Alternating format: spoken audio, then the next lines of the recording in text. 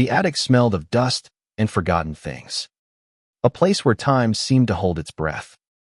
Alex Carter, 22, knelt among the relics of his family's past, his heart pounding as he clutched a brittle, yellowed envelope he'd just unearthed from a crumbling box. Inside, a single photograph slipped into his trembling hands. A young man, maybe in his 30s, with his grandfather's unmistakable smile, arm in arm with another man, their eyes locked in a way that screamed love. No one in the Carter family talked about secrets. They were a proud, small-town Virginia clan. All church suppers and 4th of July barbecues, where questions about the past were met with tight smiles and quick subject changes. Alex had grown up believing he was the anomaly, the first gay man in a lineage of straight-arrow farmers and teachers. His coming out at 18 met with awkward silences and his mother's tearful, "We'll figure this out." But this photograph, tucked away like a sin, told a different story. His grandfather, Henry Carter, the man who'd taught him to fish and whittle, had loved another man. The realization hit Alex like a freight train, unraveling everything he thought he knew. He sat back on his heels, the attic's silence pressing against his ears. The photograph was dated 1952. The back inscribed with a simple H and J. Forever. Who was J? Why had this been hidden? Alex's mind raced, piecing together fragments of his grandfather's life. Henry, who died when Alex was 10, always seemed so proper, so reserved, married to Grandma Ellen for 50 years. Yet here was proof of something else, something alive and forbidden. Alex's own struggles, his fear of rejection, the ache of hiding who he was, felt suddenly mirrored in this fragile image. He wasn't alone. He never had been. The discovery came at a pivotal moment. Alex had moved back to his hometown of Willow Creek after college, grappling with his identity in a place that still whispered faggot behind closed doors. He'd taken a job at the local library, partly to stay close to his aging parents, partly because he had nowhere else to go. The attic had been a distraction, a way to avoid the weight of his mother's disappointed sighs and his father's refusal to meet his eyes. Now, this photograph felt like a lifeline, a connection to a man he'd loved but never truly known. Alex slipped the photo back into the envelope, his fingers brushing against a folded piece of paper in his idea letter. The ink faded but legible. It was addressed to "My dearest James." His heart stuttered. James. J. The letter was short, written in Henry's elegant script, and it spoke of a love that burned brighter than the world would allow. It ended with a promise: "One day, we'll live free. Until then, you're my home." Alex's throat tightened. He could feel the weight of those words, the courage it took to write them in an era when such love could mean ruin. Downstairs, the house was quiet, his parents out at a church meeting. Alex carried the envelope to his room, his mind a storm of questions. Who was James? What had happened to him? And why had Henry buried this part of himself? The letter hinted at a life cut short, a love that never got its chance. Alex felt a strange mix of grief and determination. He needed to know more, not just for himself, but for the grandfather who'd lived a truth he couldn't share. The next morning, Alex drove to the Willow Creek Historical Society, a squat brick building that doubled as the town's archive. Mrs. Delaney, the librarian, greeted him with a warm smile, her glasses perched on her nose. "Looking for something specific, Alex?" she asked, her voice kind but curious. "Just family history," he said, clutching the envelope in his jacket pocket. He didn't dare show it yet, not until he understood what he was dealing with. Mrs. Delaney pointed him to a corner of microfiche machines and old newspapers, where he spent hours scouring records from the 1950s. Willow Creek was small, its history meticulously documented in grainy black and white pages. He found mentions of his grandfather Henry Carter, war veteran, schoolteacher, church deacon, but nothing about a James. As the sun dipped low, casting long shadows across the archive, Alex stumbled on a small article from 1953. Local man found dead in suspected robbery. The name jumped out, James Whitaker, 34, a mechanic who'd lived on the edge of town. The article was brief, clinical, mentioning no suspects, no motive beyond a vague robbery gone wrong. Alex's pulse quickened. Could this be Jay? The timing fit.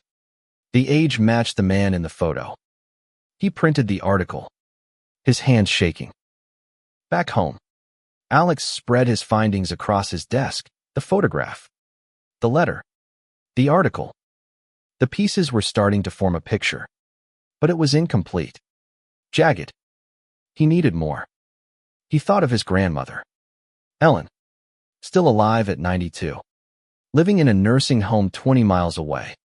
She'd always been sharp, her memory a steel trap, but she'd never spoken of Henry's past beyond their marriage. Could she know about James? Would she tell him if she did? The weight of the secret pressed on Alex, but so did a spark of hope. If Henry had loved James, if he'd found a way to survive in a world that didn't want him to, maybe Alex could too. He wasn't just chasing a story, he was chasing a legacy, a truth that could rewrite his place in his family, in this town, in his own skin. Alex sat in his car outside Willow Creek Nursing Home, the engine idling as he gripped the steering wheel. The photograph and letter were tucked into his messenger bag, burning a hole through his thoughts. He hadn't seen Grandma Ellen in months, not since Christmas, when her frail hands had patted his cheek and she'd whispered, "You're a good boy, Alex." Could he ask her about James? Would she even remember? Or worse, would she shut him out, the way his parents had when he came out? The nursing home smelled of antiseptic and overcooked vegetables, a stark contrast to the warm, cinnamon-scented kitchen of Ellen's old house. She was in her room, propped up in a recliner, her white hair neatly braided, her eyes bright despite her age. "Alex," she exclaimed, her voice thin but warm. "What brings you here, sweetheart?" He hesitated, sitting across from her, the bag heavy on his lap.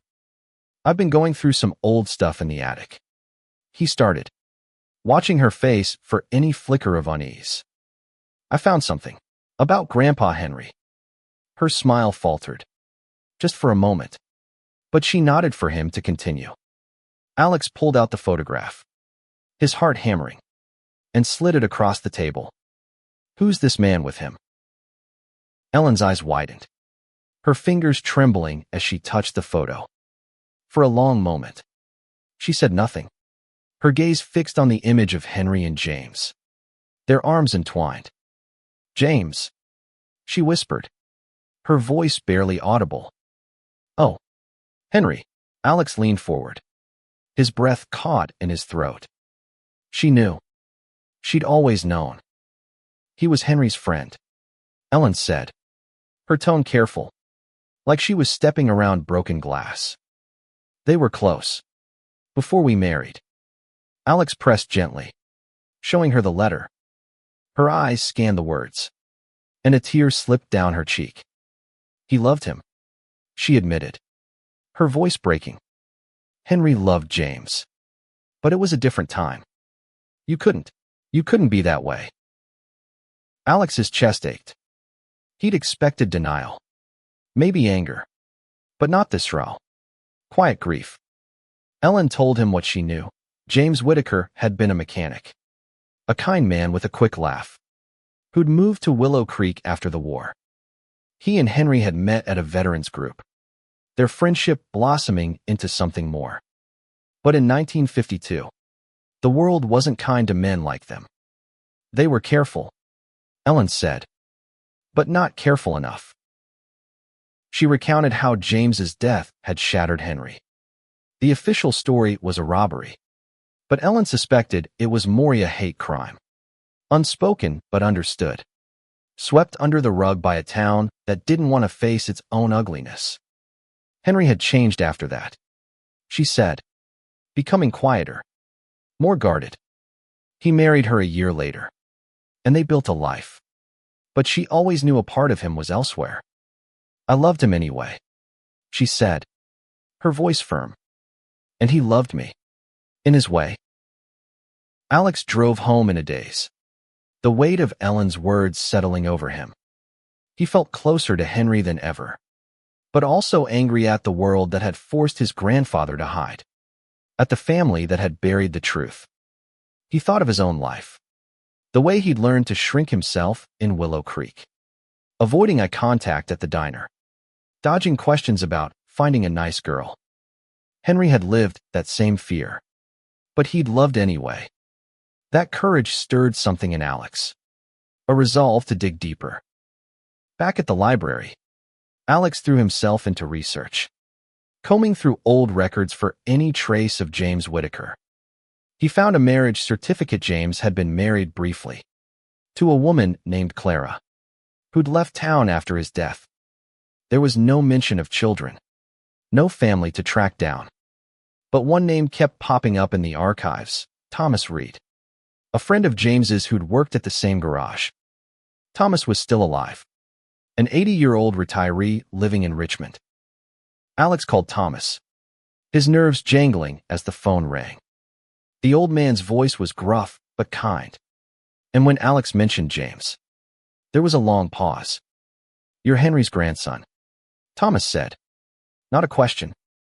I think you'd better come see me." They arranged to meet the next day, and Alex hung up, his mind buzzing. Thomas knew something, maybe everything. The drive to Richmond was a blur of autumn leaves and nervous energy. Thomas lived in a modest apartment, walls lined with photos of his kids and grandkids. He offered Alex coffee, then sat across from him, his hands folded. James and Henry were in love, he said bluntly.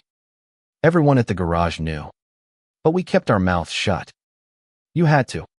Back then. Thomas's eyes grew distant as he described their stolen moments, late nights at the garage, secret trips to a cabin by the James River.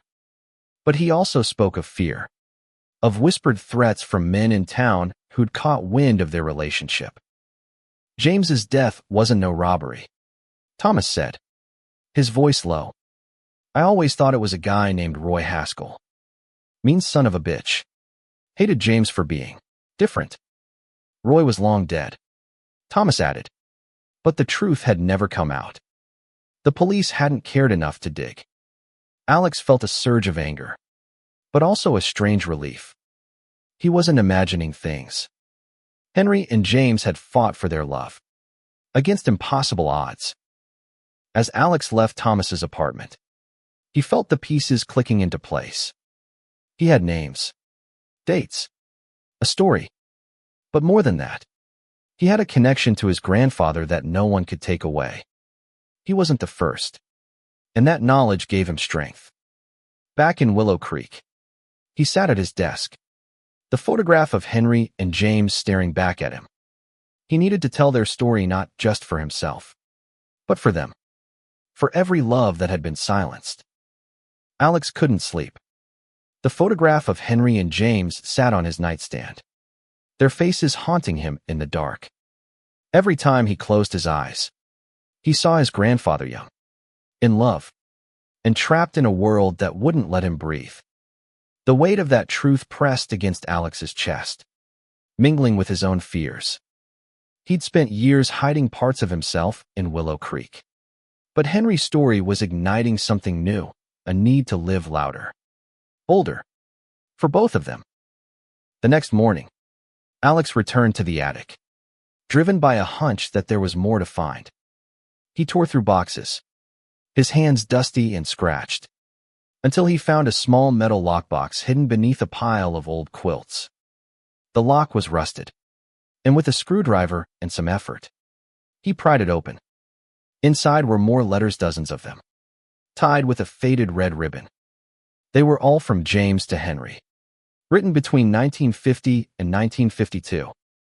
Alex's heart raced as he untied the bundle, the paper fragile under his fingers. The letters were a window into a love that burned fierce and quiet. James wrote of stolen moments, picnics by the river, dances in the dark of the garage after hours, their hands brushing as they passed tools. You make the world make sense. Henry. One letter read. Even when it hates us. But there was fear too, woven through the words, mentions of suspicious looks. A brick thrown through James's window. A warning from a coworker to watch your back. Alex's stomach churned. He could feel the danger they'd lived in. The same kind he felt walking home alone at night in Willow Creek. One letter, dated just weeks before James's death, was different. It was desperate. Urgent. We need to leave. Henry. Somewhere we can be us. I don't care where. Just not here.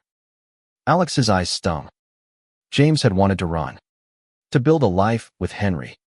But something had stopped them. The official story of a robbery felt flimsier than ever. He needed to know what had happened to James, and why Henry had stayed silent.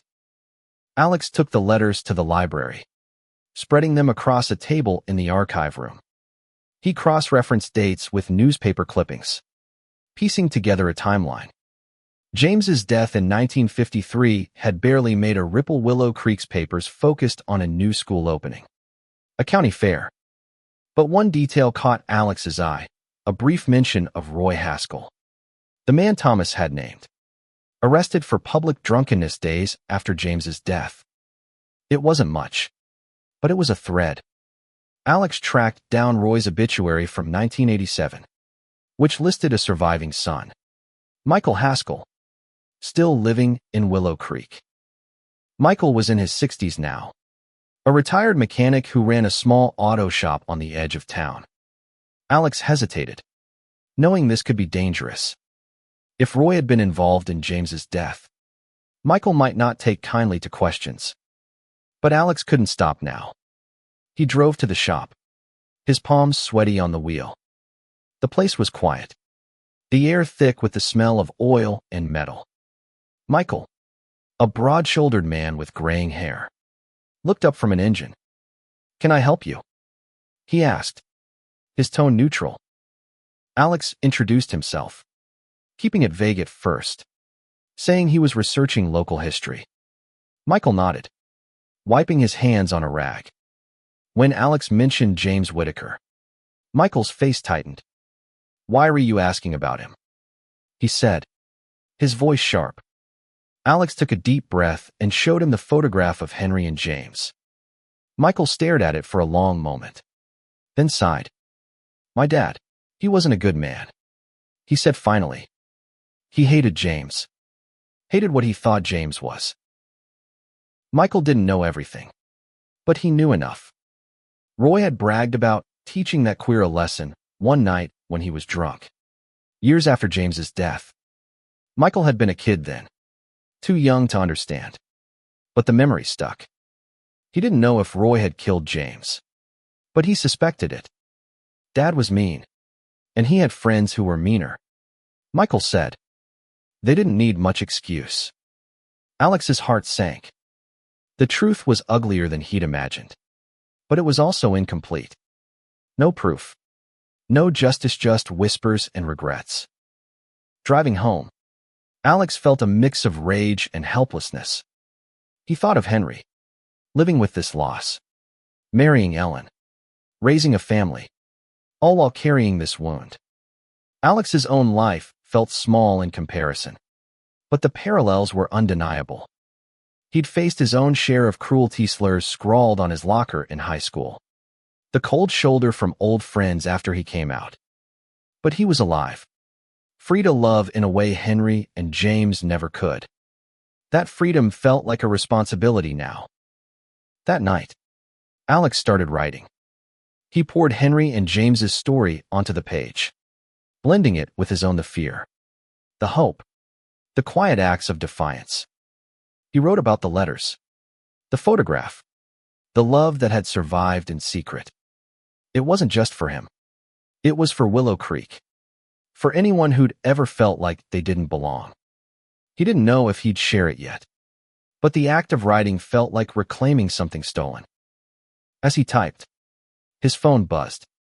It was a text from his friend Sam, the only openly gay person Alex knew in Willow Creek. Sam had been pushing him to come to a pride event in Richmond, but Alex had always brushed it off, too scared of being seen. Now, staring at Henry's letters, he typed back, "I'm in." For the first time, he felt ready to step into the light, not just for himself, but for the men who'd loved before him. The Richmond Pride event was a riot of color and sound, a stark contrast to Willow Creek's muted grace. Alex stood at the edge of the crowd, his heart pounding as rainbow flags waved and music pulsed through the air. Sam, 25, with a shock of dyed blue hair and a grin that could light up a room, nudged him. "You okay, man?" he asked. Alex nodded. Clutching the journal, he'd started a mix of Henry's letters and his own thoughts. He wasn't just here for himself anymore. He was here for Henry and James, carrying their story like a torch. The event was overwhelming, a celebration of everything Alex had been taught to hide. Couples held hands openly, laughing, kissing, unafraid. He thought of Henry and James, sneaking moments in the shadows, their love a crime in the eyes of their world. Alex's chest tightened with a mix of grief and pride. He wanted to be part of this, to claim the freedom they'd been denied. But fear still gnawed at him, fear of being seen, judged, rejected. Sam dragged him to a booth run by a local LGBTQ+ history group. The volunteers, a mix of young activists and older folks with stories etched into their faces, were collecting oral histories. "You should share something," Sam said, eyeing the journal. Alex hesitated. The story wasn't just his to tell, but the thought of Henry's love staying hidden felt wrong. He approached a volunteer named Maria, a woman in her 50s with kind eyes, and showed her the photograph of Henry and James. Maria's face lit up. "This is incredible," she said, tracing the edges of the photo. "Stories like this theory why we do this work."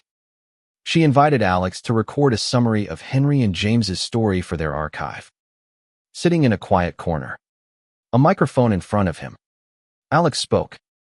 He told of the letters, the secret love, the suspected murder. His voice shook, but he kept going, feeling Henry's courage flow through him. When he finished, Maria hugged him. "You're giving them a voice," she said. "That matters." Back in Willow Creek, Alex felt changed, like he'd crossed a threshold. He kept writing, weaving Henry and James's story into a narrative that felt alive, urgent. But he also faced a new challenge, his parents. They'd noticed his distraction, his late nights at the library, his trips to Richmond. At dinner one night, his mother, Karen, set down her fork and asked, "What's going on with you, Alex? You're barely here anymore."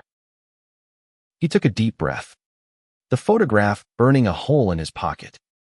"I found something in the attic," he said, sliding the photo across the table. His parents stared at it, their faces unreadable. His father, Tom, pushed his glasses up, his jaw tight. "What is this?" he asked, though his tone suggested he already knew. "It's Grandpa Henry," Alex said, his voice steady. He was in love with a man named James. Before Grandma Ellen. Karen's hand flew to her mouth, and Tom looked away, his face reddening. The silence was suffocating, but Alex pressed on. He hid it his whole life. "I'm trying to understand why. And what happened to James?" Karen's eyes filled with tears. This isn't something we talk about," she said, her voice trembling. Tom stood abruptly, muttering about needing air, and left the room. Alex felt a pang of guilt, but also anger. He wasn't the one who'd buried the truth. Karen reached for his hand, her grip tight. I didn't know, she whispered. But I loved my father. He was a good man. I know, Alex said, softening. That's why I need to do this. For him. Karen nodded, her face a mix of pain and pride. It wasn't acceptance. Not yet. But it was a start. Alex knew this conversation would linger. A crack in the family's carefully built walls. The next day, Alex returned to the Historical Society, armed with new questions. He found a mention of a cabin by the James River, referenced in one of James's letters as their safe place. It was a long shot, but he wondered if it still existed, if it held any clues. With Sam's help, he tracked down property records, narrowing it to a small plot now owned by a retired couple. Alex called them, explaining his research, and they agreed to let him visit. The cabin was a weathered shack, barely standing, surrounded by overgrown grass. The couple, the Morrisons, welcomed Alex warmly, intrigued by his story. Inside, the cabin was empty, but Alex found a carving on the wall, H&J, 1951. His heart leapt. This was their place, where they'd been free, if only for moments. Mrs. Morrison mentioned an old trunk in the shed, left by the previous owners. Inside, Alex found a single Itima pocket watch, engraved with "To Henry." From Jay. It felt like a gift from the past, a tangible piece of their love. As Alex held the watch, he felt a surge of purpose. He wasn't just uncovering a story. He was reclaiming a legacy. He drove home, the watch in his pocket, determined to finish what he'd started. Henry and James deserved to be remembered, not as a secret, but as a love that had endured, even in silence. The pocket watch ticked faintly in Alex's hand, a heartbeat from another time. He sat in his room, the weight of Henry and James's story pressing against him, urging him forward. He'd uncovered so much: letters, a photograph, a carving, but the truth about James's death remained elusive, a shadow he couldn't quite grasp. He needed to know, not just for Henry, but for himself, to understand the cost of love in a world that refused to see it. Alex's writing had become a lifeline, a way to process the grief and anger that surged every time he read James's letters. He'd started a blog, anonymous for now, where he posted snippets of their story, blending it with his own reflections on being gay in Willow Creek. The response was small but powerful: comments from strangers who'd faced similar struggles, who thanked him for giving voice to the silenced.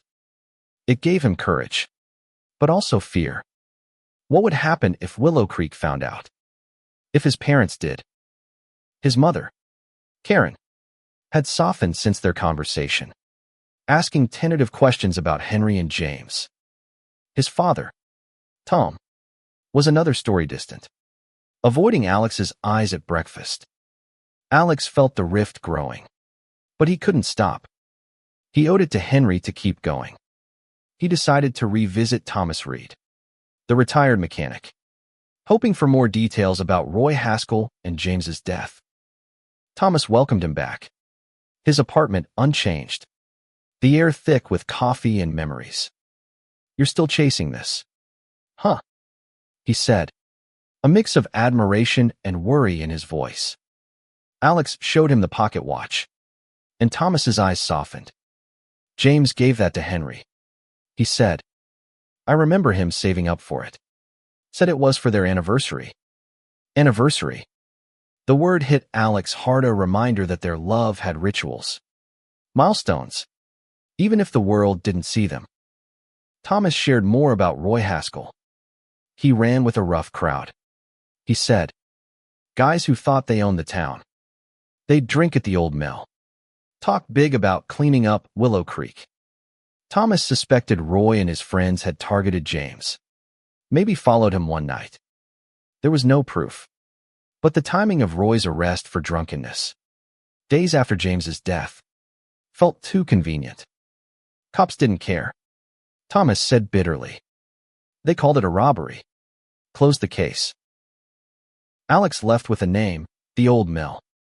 It was a crumbling relic on the edge of town, abandoned for decades. He drove there, the watch in his pocket, feeling like he was chasing ghosts. The mill was overgrown, its windows shattered. But inside, Alex found graffiti from the 1950s names. Dates. Slurs. One scrawl read, JW got what he deserved. 53. Alex's blood ran cold. JW. James Whitaker. It wasn't proof, but it was close. A taunt from the past. He took photos, his hands shaking, and sent them to Maria at the LGBTQ+ history group. She called him immediately. This is big. Alex, she said. It's not enough for a court, but it's enough to tell the truth. She suggested he present his findings at their next event, a panel on hidden queer histories. Alex hesitated. Speaking publicly meant risking exposure in Willow Creek, but it also meant honoring Henry and James in a way they'd never been honored.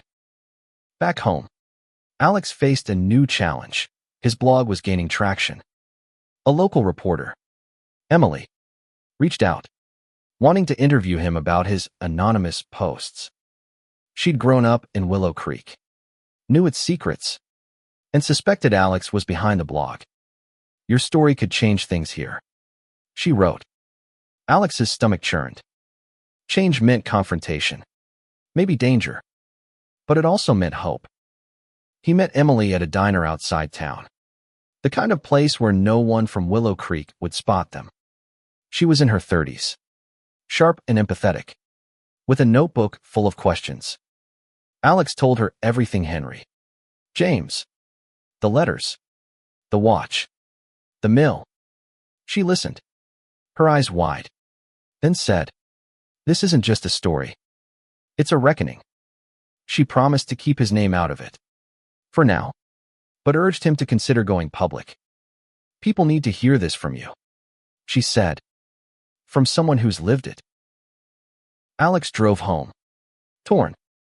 He thought of Henry, burying his love to survive, and of himself, hiding in plain sight. The Pride event was in a week, and Maria was expecting him to speak. Emily's article would run soon after. The walls were closing in, but so was the chance to break them down. He looked at the photograph of Henry and James, their smiles defiant despite the odds. He wanted to be that brave. That night, he wrote another blog post, this one about the mill, the graffiti, the watch. He didn't sign his name, but he felt closer to doing so. As he hit publish, his phone buzzed a text from Sam, "Proud of you. Let's do this together." Alex smiled, the weight in his chest easing. He wasn't alone. Henry hadn't been either. Not really. And that was enough to keep going. The morning of the Pride event, Alex woke with a knot in his stomach.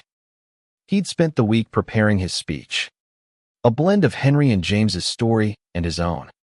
But the thought of standing in front of a crowd made his hands shake. He packed the photograph, the letters, and the pocket watch, each item a piece of armor. Sam picked him up, his energy infectious. "You're gonna kill it," he said, blasting music as they drove to Richmond. Alex wished he felt as confident. The event was bigger than the last, with hundreds of people gathered in a park, rainbow banners fluttering in the breeze. Maria greeted Alex warmly, guiding him to the stage area. "Your story's going to resonate," she said, squeezing his arm. Alex scanned the crowd, half expecting to see someone from Willow Creek. The fear of being outed clung to him, but so did the memory of Henry's letters, the love that had survived in secret. He owed them this. When his turn came, Alex stepped to the microphone, his heart pounding. The crowd blurred before him, but he focused on the photograph in his hand. "My name is Alex Carter," he began, his voice steadying. "I thought I was the first gay person in my family. Then I found this. He held up the photo of Henry and James. Their smiles bright, even in black and white. He told their story, the love, the fear, the loss. He spoke of James's death, the graffiti at the mill, the silence that had buried them. And he spoke of himself, the weight of hiding, the freedom he was just beginning to claim. The crowd was silent, then erupted in applause. Strangers hugged him afterward, sharing their own stories of hidden loves and hard-won truths. Alex felt lighter, like he'd shed a skin he'd outgrown. Maria pulled him aside, her eyes shining. "We're adding Henry and James to our archive," she said, "and we want you to keep telling their story." Alex nodded, overwhelmed. For the first time, he felt like he belonged. Back in Willow Creek, the fallout began. Emily's article ran in a regional paper, carefully anonymized but detailed, linking James's death to the town's history of intolerance. It didn't name Alex, but whispers started. At the library, co-workers glanced at him sideways. At the diner, a regular muttered something under his breath as Alex passed. His parents noticed too. Karen read the article, her face pale. "Is this you?" she asked. Alex nodded, bracing for anger, but she hugged him instead. "I'm proud of you," she whispered. "And I'm sorry." Tom was harder. He cornered Alex in the kitchen, his voice low.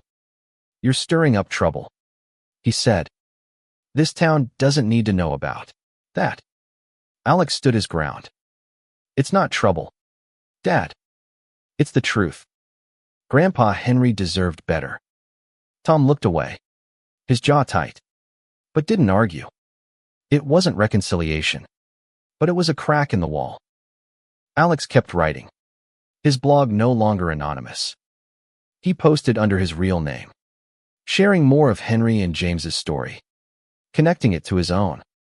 The response was mixed support from strangers, silence from some friends, hostility from others. One night, a brick crashed through his bedroom window. A note taped to it, "Leave it alone." Alex's heart raced, but he didn't stop. He reported it to the police, who shrugged it off as kids being kids. Sam stayed over that night, his presence a reminder that Alex wasn't alone. He returned to the mill, this time with Sam, to document more evidence. They found another carving, H&J, forever hidden under ivy. Alex took photos, his resolve hardening. He contacted a historian Maria recommended, Dr. Patel, who specialized in queer history. Dr. Patel was intrigued, offering to help Alex compile a formal report for the Historical Society. "This could be a case study," she said, "a way to show how communities erase their own histories." As Alex worked with Dr. Patel, he felt Henry and James's presence, guiding him. He started planning a memorial for James, something small but public, to honor the love that had been stolen. He reached out to the Morrisons, who owned the cabin, asking if they'd consider donating it to the Historical Society as a site of remembrance. They agreed. Moved by the story, Alex envisioned a plaque for Henry and James, who loved in defiance of silence. The work was exhausting, but it gave Alex purpose. He was no longer just surviving in Willow Creek. He was fighting for something bigger. He thought of Henry, carrying his secret to the grave, and vowed to live differently openly, unapologetically, for both of them. The brick through Alex's window left a scar not just on the glass, but on his sense of safety.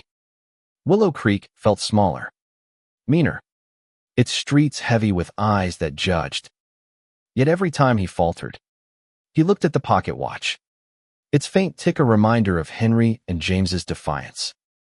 He couldn't stop now, not when their story was finally breaking free.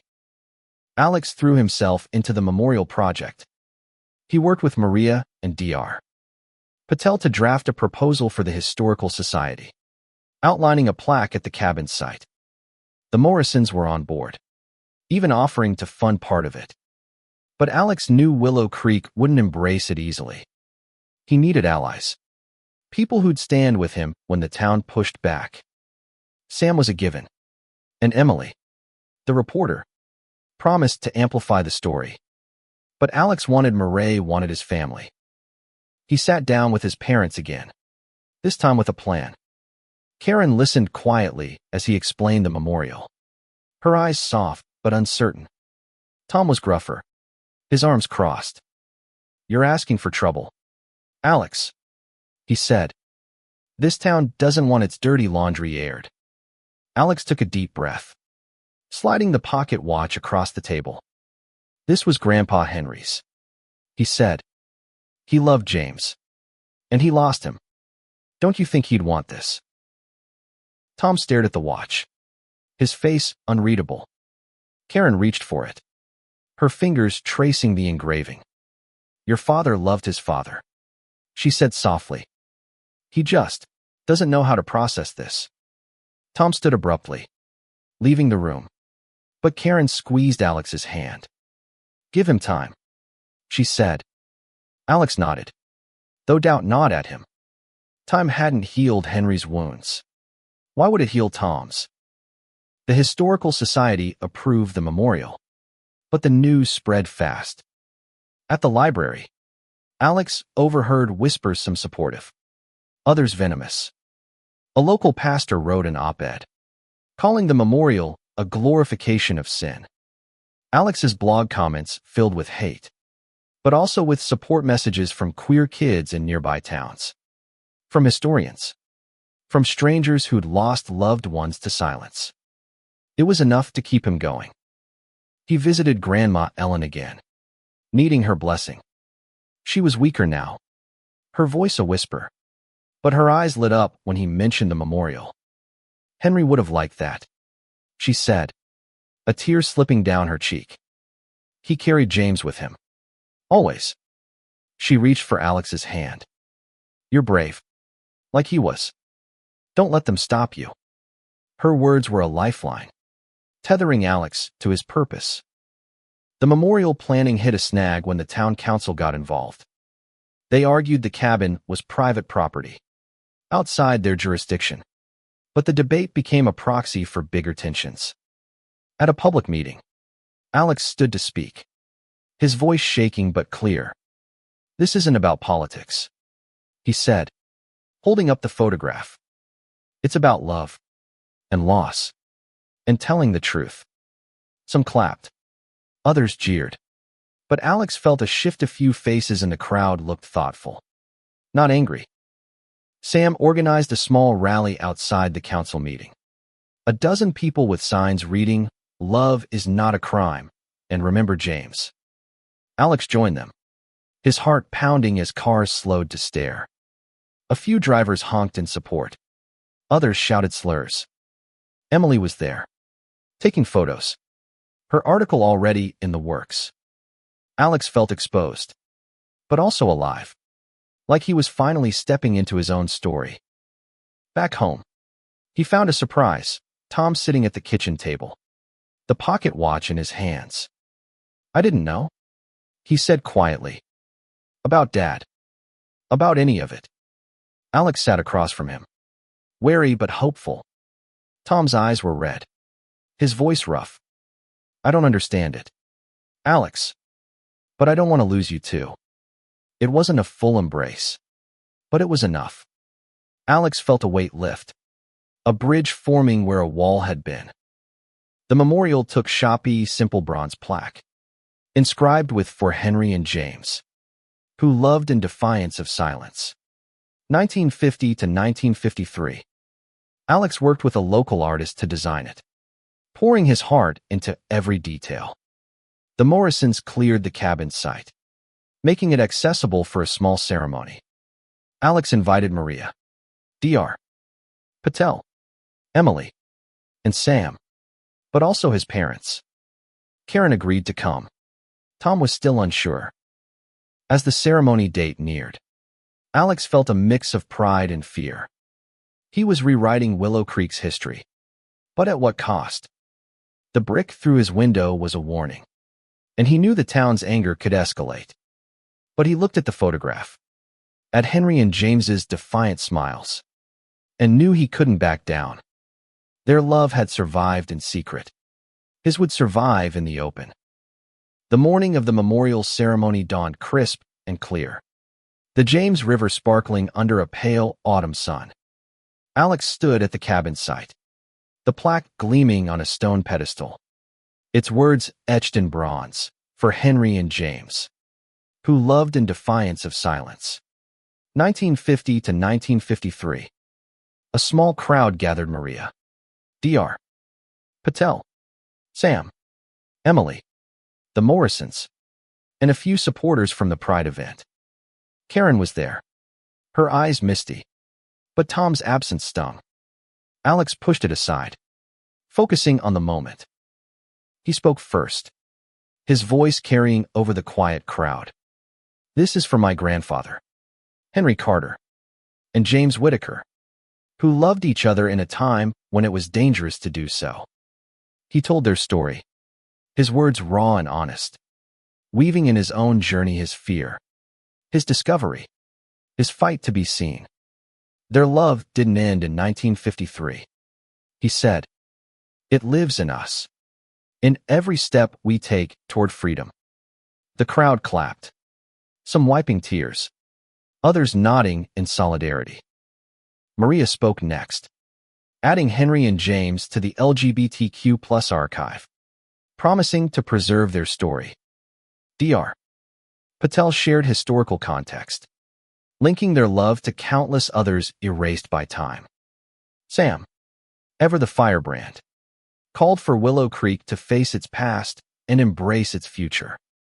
The ceremony was small, but it felt monumental, a crack in the town's silence. Afterward, people lingered, sharing stories. A young woman, barely 18, approached Alex, her voice shy. "I'm like you," she said. "Your blog, it helped me tell my mom."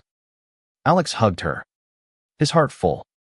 This was why he'd fought for her, for himself, for Henry and James. Karen joined him, her arm around his shoulders. "Your grandfather would be proud," she said. Alex nodded, too choked up to speak. The next day, Emily's article ran, front page in the regional paper. It was bold, unflinching, detailing James's likely murder and the town's complicity in silencing it.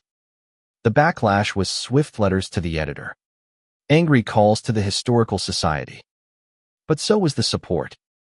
A petition circulated, demanding an official investigation into James's death. Alex signed it, knowing it might lead nowhere, but feeling the weight of trying. At home, Alex found Tom in the living room, the pocket watch on the table. "I read the article," he said, his voice low. "I didn't come today. I wasn't ready." Alex braced himself, but Tom continued, "I'm trying. Son, I don't want you to feel like he did." It was the closest Tom had ever come to acceptance, and Alex felt a knot unravel in his chest. They sat in silence, the watch ticking between them, a bridge across generations. Alex kept writing, his blog now a platform for others to share their stories. He spoke at more events, each one easier than the last. Willow Creek didn't change overnight. Slurs still echoed. I still judged, but there were shifts. A teacher started an LGBTQ+ club at the high school. A local cafe hung a rainbow flag. Small victories. Hard won. One evening, Alex visited the cabin alone, the plaque glinting in the moonlight. He placed the photograph and pocket watch beside it. A quiet offering. "I did it," he whispered. To Henry. To James. To himself. He thought of their love, their loss, and his own life open, unapologetic, alive. He wasn't the first, but he wouldn't be the last. Their story, his story, would live on. a testament to love that refused to be silenced. Years later, Alex would look back on that moment as the start of something bigger. The memorial became a pilgrimage site for queer folks across Virginia, a place to honor those who'd loved in secret. Alex moved to Richmond, started a nonprofit with Maria to preserve queer histories, and found love himself, a quiet, steady love that didn't need to hide. But he never forgot Willow Creek, or the attic where it all began. He carried Henry and James with him, their courage woven into his own, a legacy of defiance and hope.